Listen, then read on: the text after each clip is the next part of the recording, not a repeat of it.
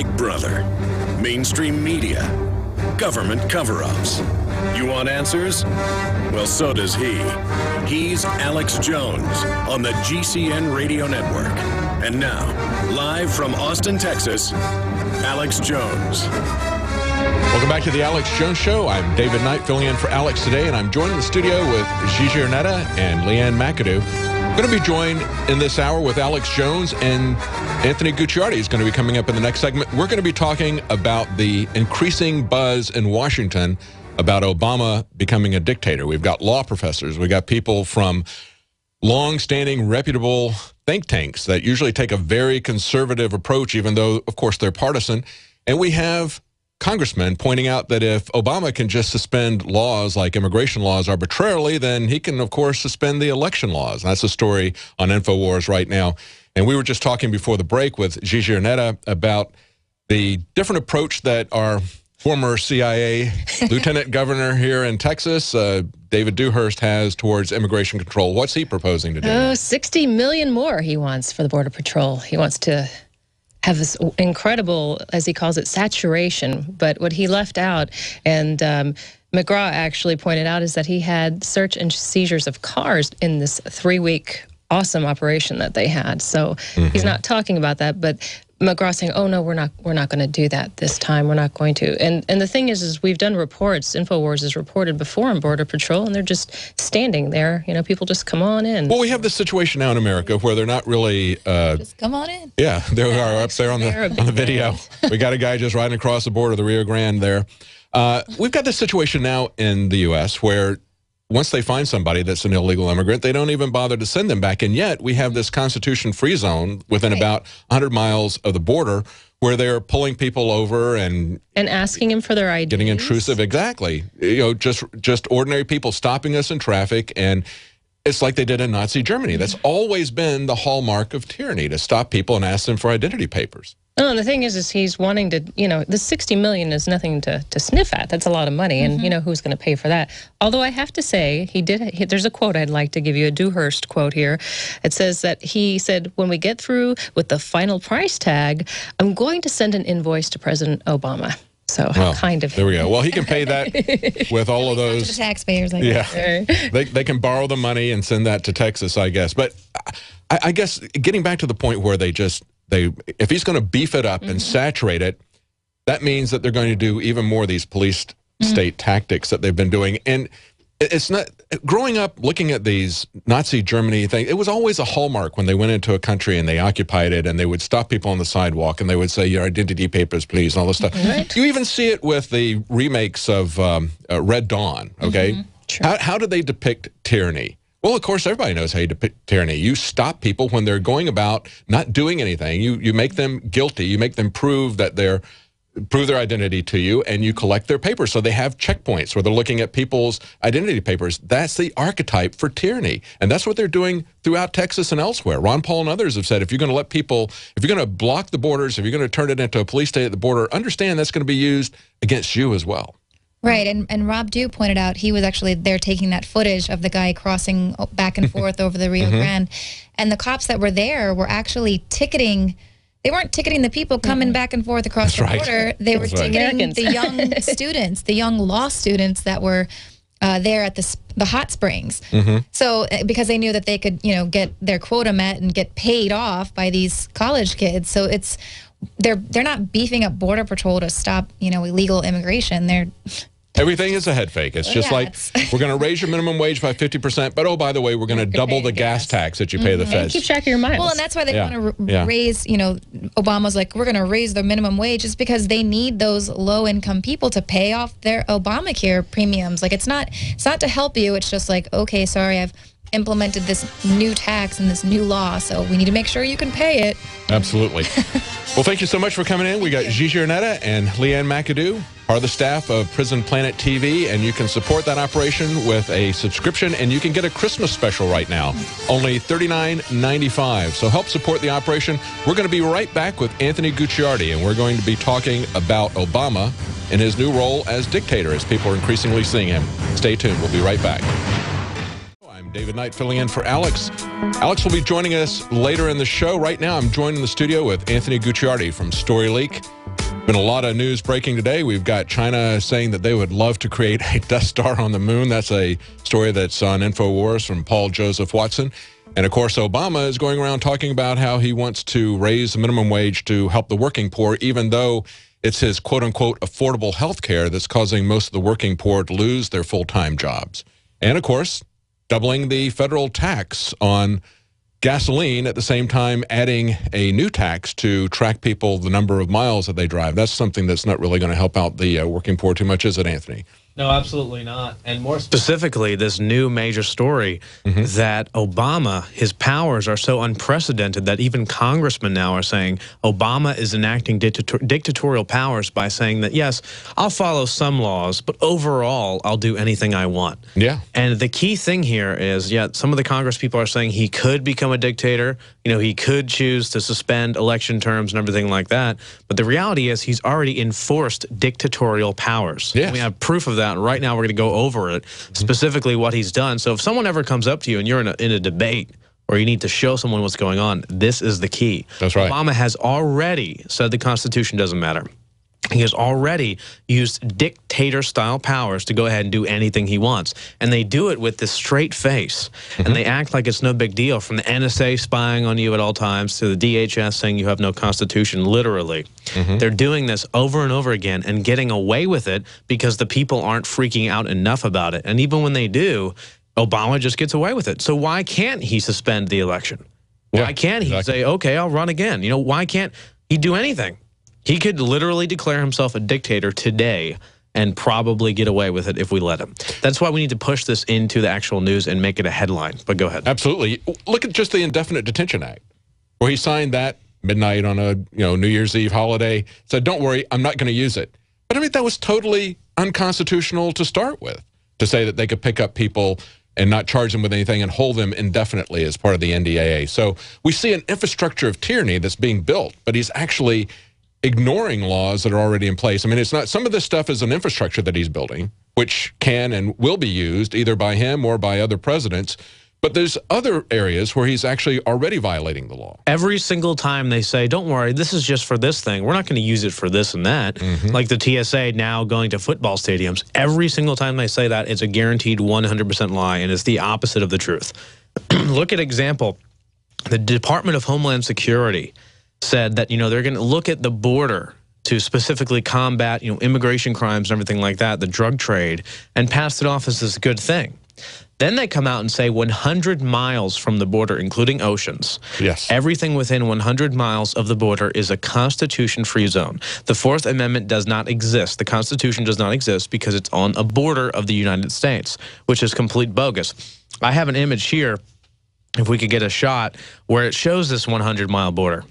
A 100-mile border that suffocates cities like Houston and, cities like Los Angeles and Philadelphia and Tampa, Florida, and St. Petersburg, Florida. That's not the border of the United States, but they still say it is. So they can get away with anything. On this border, you don't have a constitution. We're only a couple hours away from these constitution-free zones. And Obama permits this and supports it, and the DHS reviewed itself and said it's 100% constitutional because, don't worry, it's a border. And that's just one of the many things that Obama has supported, shows 100% dictatorial powers against the Constitution, against the people, and we should just give him another term. Well, if you're going to set it up at 100 miles, why not make it 200 miles or 500 miles or 1,000 miles and call that a border? I mean, you let them set up this arbitrary border, and as we heard in the last segment, Rob Dew was saying, Leanne related the story about what Rob Dew saw at the border when he was there with Alex, filming people going back and forth freely, and the border people were not doing anything about it. The authorities were not doing anything about that. Instead, what they were doing was harassing American citizens over petty violations over on the other side. They were totally ignoring that law, and that's how selectively they're enforcing it. Let's just put it like this. I needed to renew my passport, and I was told by the people down at the Capitol building, oh, if only you were if you were an illegal immigrant, you'd be way quicker. I mean, they don't even care. They only target us, the actual law-abiding citizens, over and over again. That's right. But this goes to, it's kind of like the general public is a piñata. And Obama has this massive aluminum bat, and he's just whacking it.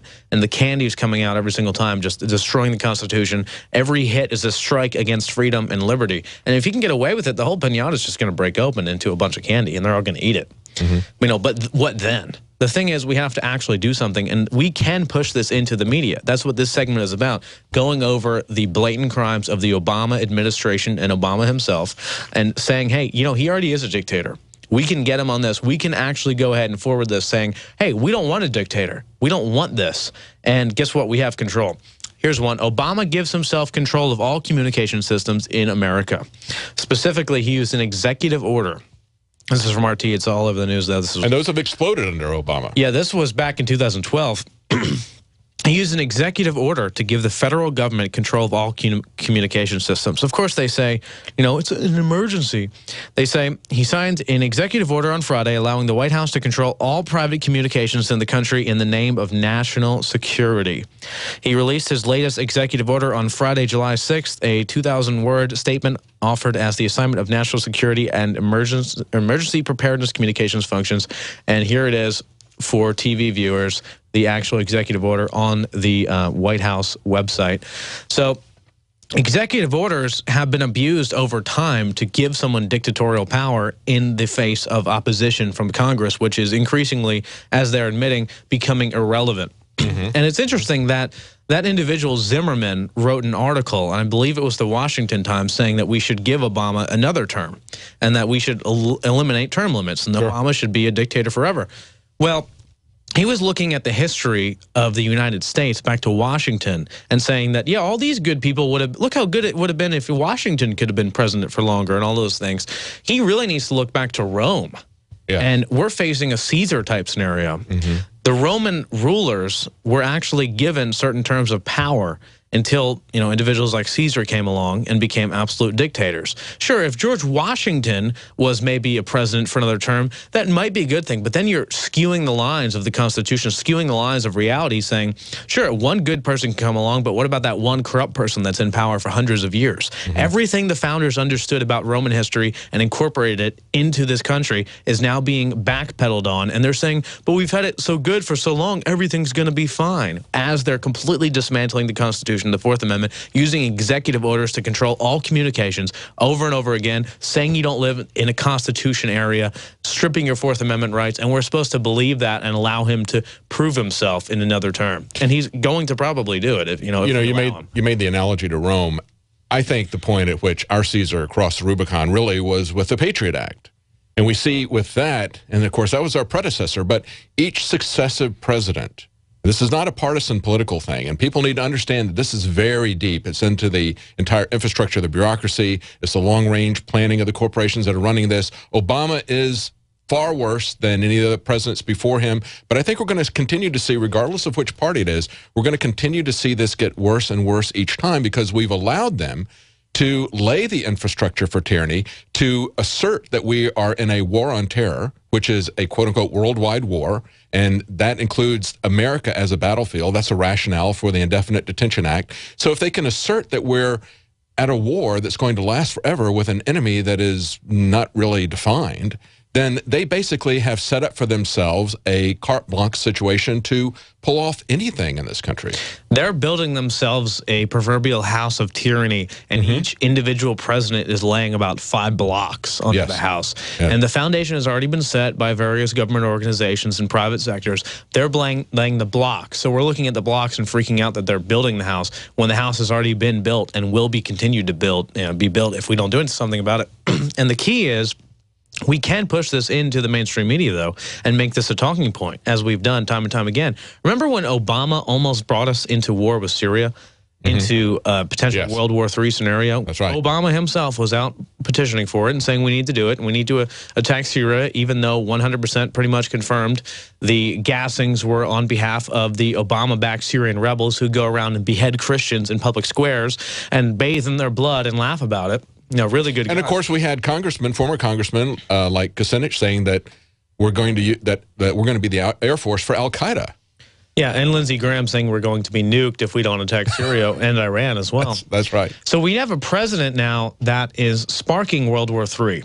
And everyone that I talked to, I think the polls against it were 90-something% against going to war with Syria. Yet he was still pushing it over and over again. I mean, that enough is reason alone. Hey, this insane dictator-style lunatic is pushing us into World War III, but that's not enough. You know, he's shilling for the NSA, talking about how great it is that they track everything we do, dismantling the Fourth Amendment. The DHS is great, and they're also destroying our Constitution at large, not even just in amendments individually.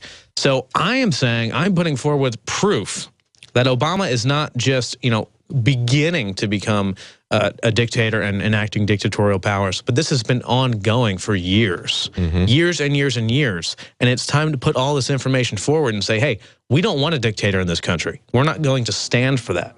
You know, there's bigger issues as well, but at the same time, this is the key. If we can destroy and dismantle the system, that house will never be built. And I think it's key that we can win on individual battles like Syria. But now we're starting to see people talk about the bigger picture.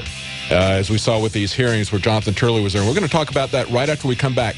Can we get beyond this left-right paradigm spectrum that they use to manipulate us? We'll be right back with Anthony Gucciardi, and Alex Jones will be calling in. Stay tuned. We were just talking, Anthony, about the obvious dictatorship powers that Obama is assuming. Of course, this is something that's been going on for quite some time. We can see this happening going back very, very obviously with the Patriot Act under George Bush. And it's sad to see people that were opposing it under George Bush following into it and saying it's okay as long as Obama's doing it. You know, he's a benevolent dictator if he's in my party. And we see the Republicans doing the same thing. The way they're playing is with this partisanship. But we're now seeing people saying things about Obama's dictatorship that we've never seen before. And I thought this was an interesting exchange that's on Real Clear Politics between a Republican congressman and a law professor from George Washington University, Jonathan Turley. And the congressman is Bob Goodlatte, I think is how you pronounce his name, from Virginia. And what he said was that the balance of power is not about keeping one branch of government from usurping another. He said it's about protecting the liberty of Americans from the dangers of concentrated government power. And then Turley came back and said, yeah, that's exactly, he's doing exactly what the Constitution was designed to protect. He's becoming the very danger the Constitution was designed to avoid, and that is the concentration of power in every single branch. There's no question. And let's just put it like this. There's been a systematic configuration of tyranny over the past several presidents in a real concentrated way, and they've been building this house of tyranny as we talked about before, each one laying a certain amount of blocks into it. But never before have we seen such a heavy concentration of just a nuclear fusion of tyranny as we have with Obama. And to put that into perspective with real hard evidence, the writer of the Patriot Act, the one that actually wrote it up, he is actually petitioning now, saying that the NSA is so out of control that not only does it violate the Constitution, but we have a serious, serious threat that he's never seen before. The guy that wrote the Patriot Act. Yeah. I mean, come on. George Bush was, no question, bad, very terrible, absolutely tyrannical in many ways. Now we have Obama, who is just the capstone of this pyramid. I mean, this is...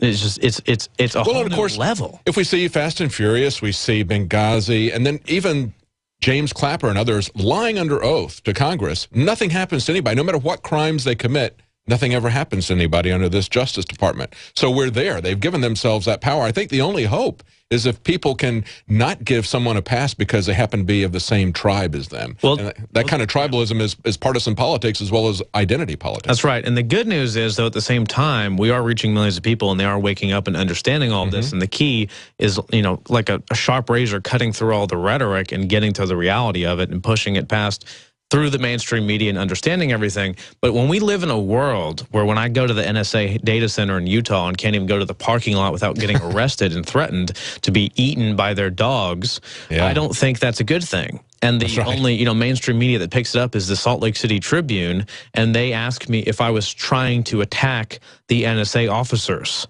when I'm literally standing in a parking lot, all documented on live stream. And they said, well, were you trying to provoke them and attack them? No, I wasn't trying to provoke them and attack them. I was trying to ask them a few questions and see if I could get into this data center where they're spending billions and just having power failures and everything to see what's going on, you know, like a very bad American that I am. Well, we saw that in Dallas as well. We saw the Dallas Morning News come out and do basically a hit piece on Alex and the Infowars crew that was there. Instead of being angry about the fact that the Dallas city government had shut down free speech, the free exercise of free speech, and you would think that a press organization would stand up for that. But instead, they attack other journalists who are protesting the attack on free speech. Yeah, which is funny because I actually spoke to one of the journalists from the Dallas Morning News, and she seemed to be very supportive at the time. And then she went back, and I guess her bosses told her, you better not do a good story on them or you're going to be fired. So that's simply how it goes in this situation. But my thing also is seeing what people are watching on television. They embody the main characters that are presented to be cool in television. One example is this show that's really popular now called Community. And always the main character, the male in it, is always this docile, apathetic loser that is propped up and all of the girls want him. So when men watch the show or women watch the show, they see this docile male that has no care about anything. I mean, literally in these television shows, you know, someone could be killed right next to them or, you know, something horrible could be happening, but it's cool to not care. It's cool to be apathetic, and it's cool to go through life like a zombie and just have pure apathy. And the women in the shows gravitate towards that. Of course, in real life, it's the complete opposite, but they aspire to be that. It's cool. And people think that they're not stupid enough to think, oh, I can't be influenced like that. That's what advertising is about. Why do you think the big mega corporations spend millions of dollars? It's because if they can show somebody that's beautiful using their product, that subconsciously has an effect on you. We'll be right back with Anthony Gucciardi, and Alex Jones will be calling in, so stay tuned. I'm David Knight, filling in for Alex today. I'm joined in studio with Anthony Gucciardi. Now, we have ways that we fund our operation here. We've got Prison Planet TV, which is funded by your subscription. That's our budget there for Prison Planet TV and the nightly news. But we also have products that we sell. You know, we could do this as a government subsidy like some media operations do, or we could find a billionaire sugar daddy. But we've determined that what we're going to do is to bring you great products that are going to help you in your life, help you with the nutritional problems that we've identified, the things that we see that are environmental threats to your health, to your family's health. And we've got Anthony Gucciardi here. Now, Anthony, you've got a couple of new products that we've just put out InfoWarsLife.com that were exclusively developed for Infowars by you and Dr. Group. Tell us about these. Exactly right. So as many of you are probably aware, I founded naturalsociety.com, the third largest natural health website, and I teamed up with Dr. Group.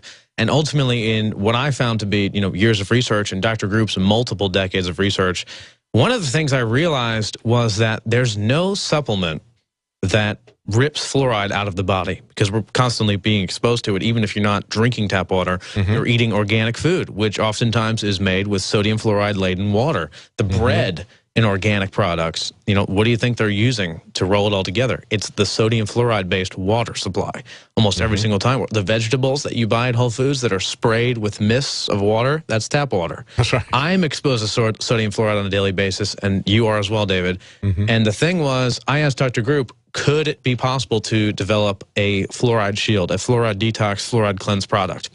That was in 2012. And he said, yes, it is possible. We got with Alex and we looked into it. I mean, I think he spent just 500 hours just looking at the ingredients that could be possibly used for this. Over thousands of them. He selected about 6 of them that are absolutely key, with tamarind, cilantro, zeolites. The zeolites actually latch onto it so it can go out of your bloodstream. And Fluoride Shield was the result, which is exclusive to Infowars Life. There's no other product like this. Just started selling it, right? Just started selling it yesterday, and we have a limited supply. We will be able to get another one in 4 to 6 weeks. So you could either get it today, or you will have to wait up to 6 weeks for new products. I've been taking the test version and this version. My thing is, it tastes really good. We've been giving it to other people around here, and it not only does it taste good, but the key thing is that it actually works. And we have a breakdown on InfoWarsLife.com, Alex's video introducing it, as well as you click on Fluoride Shield and you can read about how each individual ingredient works and what it is and everything like that. As always, non-GMO, made in the United States, vegan, not tested on animals, gluten-free, across the board, the best products we could possibly find, organically sourced and grown ingredients. And then, see, we've never done this before, but this is a dual launch, 2 key products. But the problem is Super Male Vitality, we don't want to push it too hard because we only have a very, very tiny amount of this. And Super Male Vitality is, in my opinion, the key thing that's getting my health back on track when it comes to exercising.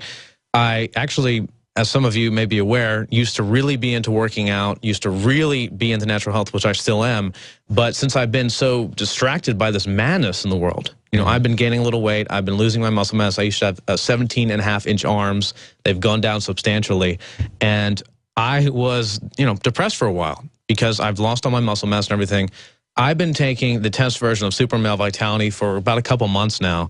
And my thing is, when I wake up, I actually want to go to the gym. And that's a breakthrough for me. Yeah. And I'm so glad that I was able to work alongside Dr. Group, bring it to Alex, you know, develop these key products. I encourage every single person to check out at InfoWarsLife.com the Fluoride Shield and Super Male Vitality, even if you can't afford to buy it at InfoWarsLife.com, even though the prices, Alex absolutely asserted, definitely said, there's no question we need to give them literally lower than the prices you guys are recommending. Over and over again, he said, I'm not going any higher. Which is crazy because if you look at our production costs, you know, we're not even making that much, but he just demanded it, which was awesome. And he's a really good guy for that. But you just go to InfoWarsLife.com. You can read about the products. And also, though, there's some tips to enhancing your health naturally that don't even include these. So just go to InfoWarsLife.com and you can read all about it. Survival, Super Male Vitality, Fluoride Shield, and then, of course, Survival Shield is also still up there, the nascent iodine. That's great. It's a win-win situation, something that's good for you, help you in with your health, and something that funds our operation. That's the way we fund our operation. Infowars Health, InfoWarsLife.com. Exactly. Right? Okay. Now, we were talking just before the break, we were talking about how they're modeling for people and how effective that is to model behavior in these programs to alter the way people think about themselves, the way they interact with people in society.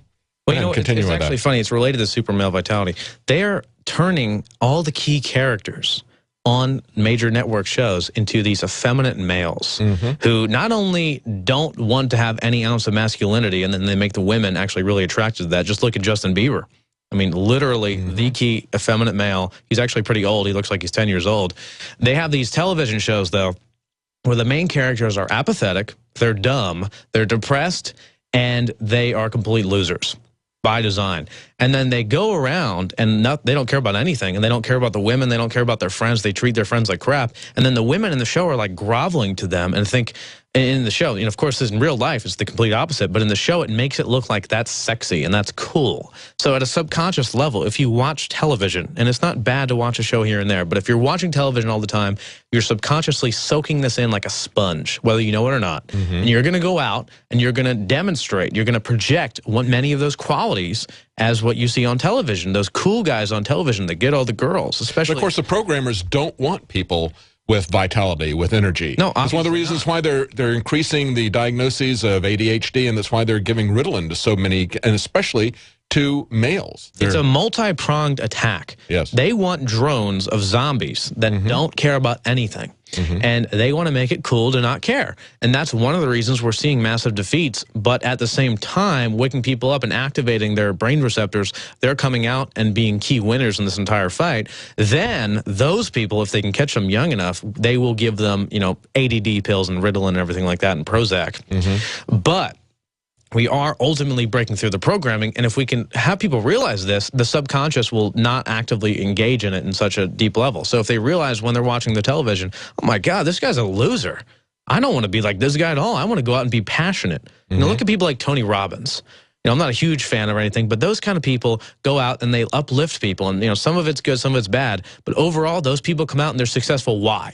Not even because of training programs, not even because of seminars, because they live passionately. If you are passionate about something, you care about something, you get your health on track, you will win. You will succeed every single time if you're passionate. The sad thing is the elite are passionate. Yeah. We have to be 10 times more passionate. And they're passionate to have a passive, submissive society, a society of zombies. Is really what they're trying to do. Whether they can do it with propaganda on television, modeling the behavior for people, or whether they can do it with chemicals, that's their design. They don't want competition from people. Stifle all individuals' thought, stifle all passion, all desire and engagement. Have people living at this like low-level zombified state, and you will win. The way to defeat people is to care, even if it's caring about something dumb, even if it's caring about a little activity or your local area, anything. That breeds more passion and overall passion of a nation to get rid of Obama, to impeach Obama, to fight tyranny, to reconquer liberty will meet major success. Absolutely. Let's take a few calls here. We've got David in Kentucky. He's been hanging on for a while. He wants to talk about the police story. David, are you there? Yeah, I'm here. What have you How got? you doing? Doing good. Well, basically yesterday I got pulled over, and, you know, the cops wanted to check my papers. Everything came in order. And they followed me for about 2 miles trying to find a reason to pull me over because my license plate say New Mexico, where my dad owns the car, but they said the bracket was blocking New Mexico. Well, they go through their, you know, questioning of me and my fiance, and once they get to the point of saying, is there any narcotics or weapons we should know about? Of course, I said no, because there wasn't. They said, well, do you mind if we take a look? I said, well, I'd like to exercise my right of, I was mistaken at the time. I said, because I was a little nervous, I said, my Fifth Amendment right of illegal search and seizure. Then they started laughing at me and said, do you even know what right you're talking about? I said, it doesn't matter what right I'm talking about. I know I have the right to tell you no to illegal search and seizure. They got completely mad and said, so does that mean you have something to hide? I said, no, I'm exercising my right, and I would like to be on my way. And I had to tell them about 4 times before they finally let me go. Oh, they did let you go. So they knew perfectly well which Constitution. They knew it was the 4th Amendment, not the 5th Amendment. They knew which ones they were going to violate, and they're not going to let you start. But they did. I'm surprised that they actually let you go. That's great. That's great that you stood up for it. It seems like even standing up a little bit to some of these police officers, they're literally like shaking and afraid. They don't know what to do. But what's interesting, though, is I've never had a police officer ask me if I had narcotics or weapons in the car ever. It seems like if you're assertive with them, but also nice and just say, you know, I actually know my rights, they won't mess with you in many ways. But at the same time, some of the real power tripping people, if you even mention the Constitution, they'll like kill you. Yeah, yeah. That's why it's important to have some film backup. I like the idea of having one of these online subscribing services like Ustream that we use for Dallas. I mean, if you pay for a subscription to some of these things, you can get a live stream and you can say, you're live right now on television. You know, I've got people who know me and it's going to be recorded. And that's the key thing because they can take that phone away from you. So get some kind of subscription service, and there's several of them out there where it actually saves what you recorded as you're doing it. I think that's a key thing. Thanks, David. Let's go to Gray in Washington. Gray? Hey, Gray? Yeah, I'm here. Hey, how you doing? Oh, great, great. I'm an artist living up in Seattle. I spend a lot of time thinking about what we I think you're on a speakerphone, Gray. Can you take that speakerphone off? Sure. Yeah, that's much better. Thank you. Go ahead. I'm an artist up in Seattle. I spend a lot of time thinking about the tyranny we live under and what we can do about it. I feel most people are unaware of it, but so it's kind of up to us who are aware of it to do something. So I came up with a mantra after much meditation, and that is, I refuse to participate in crimes against myself or others. And I think on religious grounds alone, you know, that's about all we have left. And when they divorce our rights from us, we're dead. Yeah, that's right. And so we have to not feed the monster. That's right. It's very important that we stop and think about it. We've created this monster as well with our apathy. And I think that, you know, it's time for us to fill up the jails. You know, that I think is very important what you just said in the sense that Alex will say to the police, you know, you got to live in this kind of society that you're building. And when we were talking to Noel Sharkey the other day, I was saying that it's important to make these problems of what robots could be used for and the way that they could be used to conduct war against populations, to for civil unrest, but we need to talk to the engineers. It's not the politicians so much that I think we're going to get anything from, but we need to talk to the people who are actually making this possible, just like talking to the police or talking to the sheriffs and saying, this is a society that you have to live in. Think about the ethical consequences of what you're doing here when you create this robot for DARPA. This isn't simply a science project. This has real-world ethical consequences that are going to be far-reaching for you and everybody that you know. Not to mention, you're actively participating in this entire beast system when you are apathetic or when you feed into it. For example, when you go, and you go and watch television all day and watch the mainstream news, you're feeding into their advertising market. Or, you're reading the garbage mainstream news on a daily basis, and you're not sharing real alternative media. That's right. We can dominate them and completely destroy them, but it requires readers. It requires a massive fan base, which Alex has here on, the Alex Jones Show, and also on Infowars and everything like that. And even, smaller alternative websites are just blowing up. But if you're feeding into the system on a daily basis, or if you're a government worker and you know what you're doing is wrong, I mean, some of the NSA people send emails and say, I know what I'm doing is wrong, but I have a family to feed. Well, guess what? I mean, you're feeding, first of all, you're feeding them GMOs and garbage that the government's giving you anyway. But on a secondary basis, you're not going to be feeding them for that much longer if, you continue to destroy this country and run it into the ground. You're part of the beast system. You are actually to blame when you're feeding into it. The only answer is, you're right, the caller's right. The only answer is to not partake in any attacks against ourselves and others. Because guess what? When you're with that system, you're attacking yourself too. On average, I think the biggest targets by the establishment are those that work with them: the police, the military, and the government workers. All three of those categories of people are under complete siege in ways that us, citizens that are in those categories don't even understand. From the actual shots to the testing to the insanity, testing plutonium and syphilis and all this insane stuff, the anthrax shots, they're actually being hit and targeted way more than we even are. And we've seen the absolute contempt for people in the military from those in power, like that enact that kind of agenda. Their dogs, exactly, to be used in foreign policy. They think they're complete trash, and they join in. And I'm not, and they treat them like animals. Yes. There's a lot of great military listeners and everything like that. They're awesome people. I'm saying you don't get power from joining the system and thinking, oh, well, I'm in the system, so you guys are losers, and I'm just trying to feed my family, and I'm ultimately powerful. You need to understand that they have nothing but contempt for you. And once they put in the robotic police force, the first people they're going to come after are the police. It's just like when a dictator comes in, the first people he goes for are the congressmen that he wants to get out of. I mean, we've seen that over and over again in history. Well, not to mention, if you talk to a high-ranking police officer, they'll tell you the veterans, they're afraid of the veterans. The government issues warnings because they gave them the training the government gives to the military personnel, and they're afraid to even unleash them on society because then they say, oh, the veterans, they know how to use this, they know how to create a bomb, they know how to blow up a bridge, whatever, all this stuff. So they demonize them over and over and over again. So first they bring you in and say, yes, you're a great asset to the country. And then they betray you and say, you're the #1 enemy. And all the police forces have been put on alert to, always watch out for veterans because they've been trained by the government in the same training, and they're deathly afraid of anyone they've actually trained. That's right. We see that happening over and over again. Thank you, Gray in Washington, for calling. Let's go to Purple in Arizona. Somebody named Purple. Purple, you there? Yes. Hey. Hi there. What's on your mind? In Arivaca, Arizona, we're having a march on the Border Patrol checkpoint. There is a website for people to sign a petition anywhere in the country. Get on this website and sign the petition.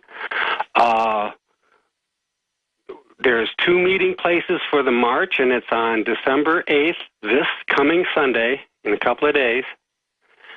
And every Sunday after that, there's going to be a meeting of, what is it called? Just a planning meeting. So what are you guys standing for exactly? You're against what are you against? Okay, the Border Patrol checkpoints. And what are they? All across, all the way to Texas. Are they stopping you, suspending the Fourth Amendment in your area? Is that what you're protesting there? Yes. What we were talking about before about the Constitution-free zones? So you're living in a Constitution-free zone, you mean, where you have no Fourth Amendment? I'm a couple miles from the border, and I'm in Tucson's enveloped. Well, did you know that the DHS says exactly where you live that you don't have a Constitution? I do understand that, and that's what we're going to do. We are going to have our Constitution and march on them and hand them the petition this Sunday. Well, that's great. I had somebody call when we were doing the show last week, and they were talking about moving against the NSA over the fact they're using 1.7 million gallons of water from the local community. That's something that the 10th Amendment Center is running, and I interviewed them on the Nightly News. Yeah. So check that out. Local activism is very important. We'll be right back. I'm joined here in studio with Anthony Gucciardi from Storyleak, and we're taking your phone calls. Let's go to Ryan in West Virginia. Ryan. Hi, guys. Hey. Hi, guys. What you got? I'm a college student here at WVU in Morgantown, and a couple callers ago, a guy called in about a cop issue, and this was not what I was originally calling in about, but I was pulled over one night for not having my headlight was out, which was, a reason to be pulled over. The cop insisted that he smelled marijuana in my car, which was not the case. It was a little after midnight. Then he proceeded to say that I was nervous, and whenever he asked to search the car, I said, "Don't you need a warrant?" And he said, "Well, no, I'm just asking for permission." And I said, "Well, you don't have it." I said, "Because you're making this up." And it was like, somebody let the air out of me. He completely looked like he was deflated, looked down. He said, "Well," he said, "I'm going to have to let you go." He says, "Because the dog's eating right now," or something like that. There you go. Yeah, I mean, the cop issue around here is unbelievable. He didn't tell you the dog was going to eat you? When I went to the NSA and we were arrested, he told me that, I'm lucky that I didn't go up to the actual center there, the little building where there was parked cars and stuff, because the dog would have completely eaten me if I went up to the little area over there. So I'm surprised he didn't tell you that the titanium-toothed dog was going to kill you. Well, I think it's important to always just stand up for our rights, even if they take us down, even if they ultimately prevail. I mean, just like going through the airport, I just will not cooperate by going through the machines. I'm going to make it a little bit more difficult for them, even if it makes it more difficult for me to go through the pat-down. We just have to stand up for our rights. Let's go to, let's go to Craig in New Mexico. Craig? Hi. I have a police issue also. Back in the spring, I went to the pharmacy and I was carrying my gun because there's always junkies asking people if they have anything good for sale. And an undercover cop was behind me, and who actually, said hi to me and shook my hand at the time, and I didn't realize he was a cop until I was leaving, and the pharmacist told me that I had an undercover police officer behind me when I was leaving for whatever reason. And as I left, he told the cop who I was, who went back to the station and looked me up, found that I had a ticket that I had paid. Everything was cool. He came to my house, said that I had a warrant out for me for not paying the ticket. I showed him the courtroom paperwork and a canceled check. They still hauled me off to jail. They charged me $282 to get out. And they also, when I went to get the money back, they told me that they had $280 worth of fees, and if I wanted to fight it, I had to sign this paperwork, which basically put me on probation. Wow. Telling them I had to give them a urine test, I was subject to search and seizure, and this is what they put me through at the station also. Wow. And the treatment at the station was unbelievable. Well, that's what we see over and over again. That's what we see over and over again, Craig, is that they will add additional charges to people. You're talking about them coming after you. There was a businessman just outside of Atlanta, and somebody called the police because there were a lot of indigent people that were laying out on the sidewalk. They called the police to deal with that.